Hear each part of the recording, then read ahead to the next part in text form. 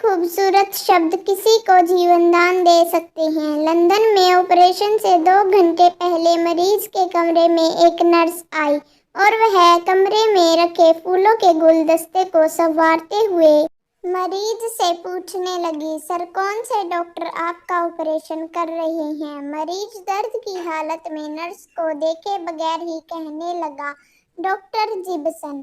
Nurse ने आश्चर्यचकित होकर, सर क्या सच में डॉक्टर जिब्सन ही आपका ऑपरेशन कर रहे हैं? मुझे तो यकीन ही नहीं हो रहा है। नर्स के प्रश्न से मरीज घबरा गया और कहने लगा, जी वही डॉक्टर कर रहे हैं। क्यों?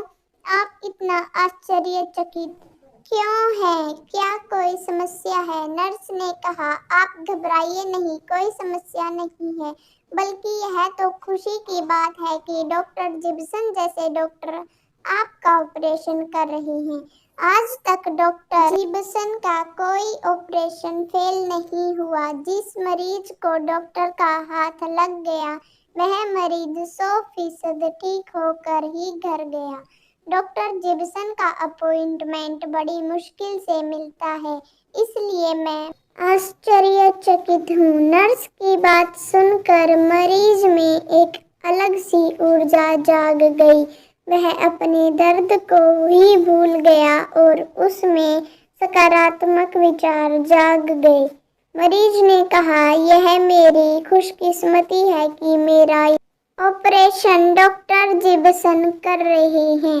पहले मुझे लग रहा था कि अब मेरा अंतिम समय आ गया है, लेकिन अब मुझे पूरी उम्मीद है कि मैं जरूर ठीक हो जाऊंगा। नर्स ने एक बार फिर अपनी बात दोहराई, सच कह रही हूँ मैं। सर मुझे अब भी यकीन नहीं हो रहा है कि आपका ऑपरेशन महान डॉक्टर जिब्सन कर रहे हैं।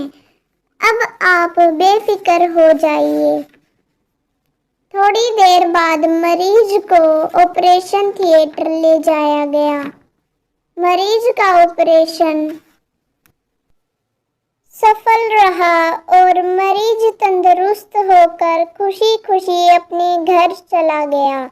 एक बात बताने वाली है, वह यह है कि मरीज के कमरे में आने वाली वह औरत कोई नर्स नहीं थी, बल्कि वह अस्पताल की बड़ी मनोचिकित्सक महिला डॉक्टर थी, जिसका काम मरीजों को ऑपरेशन के लिए मानसिक और मनोवैज्ञानिक तौर पर कुछ इस तरह से तैयार और व्यवस्थित करना था कि मरीज को शक भी ना हो।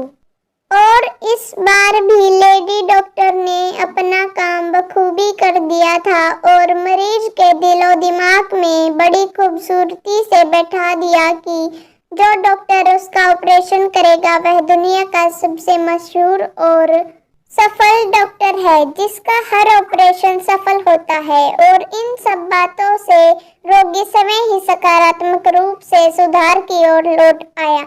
आपको किसी को भी आशा और अच्छी भावना देने और सकारात्मक सोच जगाने के लिए मनोवैज्ञानिक होने की आवश्यकता नहीं है। आराम और आशावाद के 2 शब्द एक उदास व्यक्ति को एक जादुई प्रभाव और ऊर्जा देते हैं, जो कि किसी दवा में नहीं है। इसलिए हमेशा अच्छे शब्द बोलें, दूसरों को नई उम्मीद दें।